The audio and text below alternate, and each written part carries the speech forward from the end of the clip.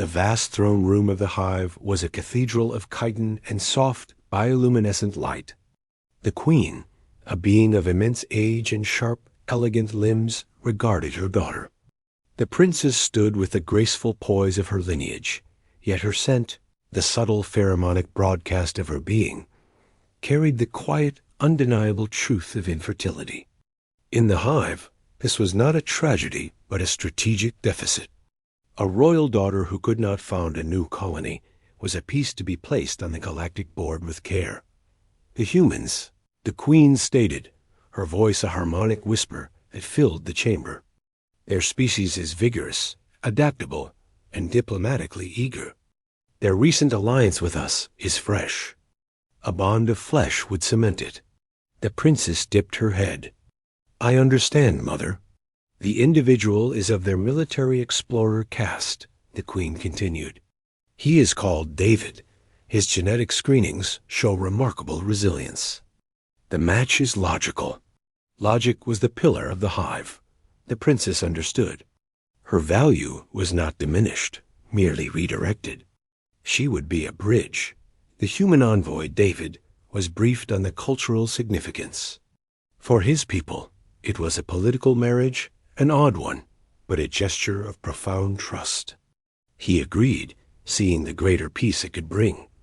The ceremony was a blend of solemn traditions. David, in his formal uniform, stood beside the princess in her iridescent gown. They exchanged vows in both languages, a promise of alliance and mutual respect. The queen watched, her multifaceted eyes recording every detail. The union was sealed not with a kiss, but with the gentle, deliberate touch of their palms, a hive gesture of connection. The couple was assigned a hybrid dwelling on a neutral orbital station. Life settled into a rhythm of quiet understanding. David was respectful, diligent. He learned the subtle flickers of her antennae that denoted mood. The princess, in turn, studied human idioms in his quiet, dry humor. A cautious fondness grew, a plant in unexpected soil. They were partners in a unique experiment, finding solace in shared solitude. Months passed. Then the princess began to change. She tired easily. Her brilliant, jewel-like skin tones deepened. A new, complex scent emanated from her, one that confused her own senses. Alarmed, she submitted to a medical scan, David hovering nearby with a concern he no longer tried to conceal. The auto-diagnostic panel chimed, displaying results in both galactic standard and hive glyphs. The princess read the lines, her limbs going still. She turned to David, her large eyes wide. It says, I am with child, she whispered, the human phrase feeling strange on her tongue. But that is not possible. The diagnostics were conclusive. My biology cannot. David's breath caught. He reached for her hand, a human gesture she now welcomed. The scan is clear. It's here. A message was sent to the hive queen. It was a simple request for a private audience, citing a matter of biological significance. The queen arrived swiftly, her royal shuttle docking with the station with silent authority. She entered their dwelling, her presence making the room seem smaller. She expected to discuss some interesting hybrid immune response, perhaps a novel symbiotic microbe. The princess, radiating a new potent vitality, stood before her mother. David stood at her side, a steadfast silhouette. Mother, the princess began, her voice firm. The union has yielded an outcome. The queen's antennae lifted, querying. An outcome? Clarify. I am carrying a child, the princess said. For a long moment, the queen was perfectly motionless. The soft light of the room glinted off her carapace. The intricate harmonics of the hive, the endless whisper of data and pheromone that guided her every thought, screeched to a silent halt. Infertile. The tests were infallible. The human was human. This was not just improbable. It was, by every law of hive biology, an impossibility. Explain. The queen's whisper was sharper now, a blade of sound, David stepped forward slightly. Our medical teams have confirmed it. The fetus is healthy. It is. A hybrid. The word hung in the air. Hybrids existed in the galaxy, but never with the hive. The hive genome was a locked fortress, unchanging for millennia. Their reproduction was a precise, controlled art. This was not control. This was something else. "Show me," the Queen commanded. A holographic scan shimmered to life in the center of the room. It displayed the developing fetus. The form held the graceful skeletal structure of the hive, but the biochemical signatures swirling around it were a breathtaking fusion. Human adaptive enzymes danced with hive cellular stabilizers. The immune profile was a robust, clever tapestry woven from both parents. It was not a weak blending, but a potent synthesis, taking strengths from each lineage. The Queen stared. Her mind, a supercomputer of strategy and genetics, raced.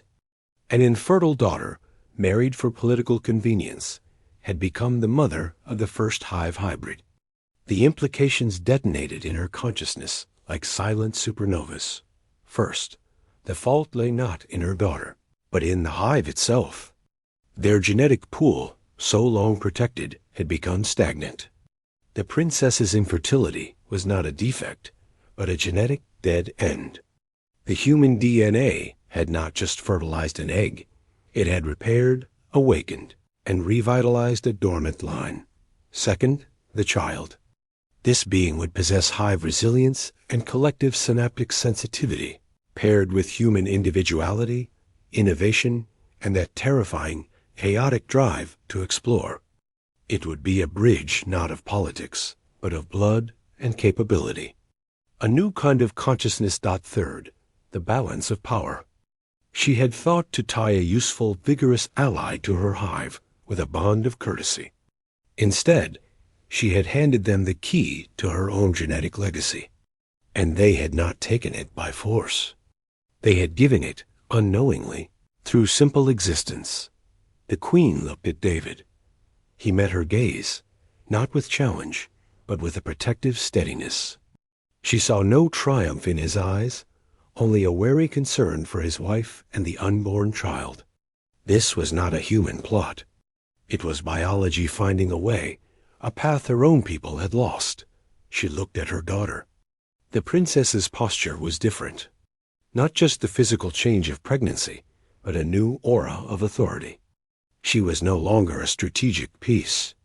She was the progenitor of a new possibility. The Queen felt a sensation so foreign, it took her a moment to recognize it. It was not fear. It was awe, humbling and vast. The Queen, the absolute monarch of 1 billion souls, remained frozen. The elegant harmonics of her thoughts were replaced by a single silent hum of revelation. Her entire worldview, a millennia-spanning edifice of genetic purity and controlled propagation, was rendered obsolete in this single quiet room. "This changes everything," the Queen finally said, her harmonic voice softer, almost muted. "It does," the princess agreed. Placing a hand on her abdomen, David spoke, his voice calm. "Our doctors are ready to work with yours. This child will need the wisdom of both its heritages." The Queen slowly nodded, a human gesture she had learned, but never used until now. The motion felt correct. The hive's greatest biologists will be dispatched. They will learn. We will. All learn. She approached her daughter, extending a delicate, clawed hand. She did not touch the princess's stomach, but she let her sensory palps absorb the new, complex scent of life that filled the space. It was the scent of the future, unexpected and bright. "You have not just created an heir," the Queen whispered, the words meant for her daughter alone. "You have opened a door we did not know was closed." The Queen left the station soon after, her mind whirling with plans and revisions. Treaties would need to be rewritten, not out of weakness, but from a new, profound strength. The hive would change. It would have to. The galaxy, with its endless stars and possibilities, Suddenly seemed both larger and smaller Dot back in their dwelling, David helped the princess settle onto a resting couch. "How do you feel?" he asked Dot. She took his hand, guiding it to where new life grew. "I feel the future," she said, "and it is not what anyone planned." He smiled. "The best things rarely are." They sat in silence, two different beings from two different worlds, bound now by something deeper than alliance or politics. They were the first chapter of a new story, written not in the ink of diplomacy, but in the indelible code of life itself, a code that had, against all odds, found a way to weave them together. The Hive Queen, in her chamber aboard her ship, stared at the stars, no longer just points of strategic interest, but beacons of infinite, surprising possibility. She had thought to give away a daughter. She had received, instead, a new Genesis. And for the first time in her long, long life, the universe felt truly, wonderfully alive with chance.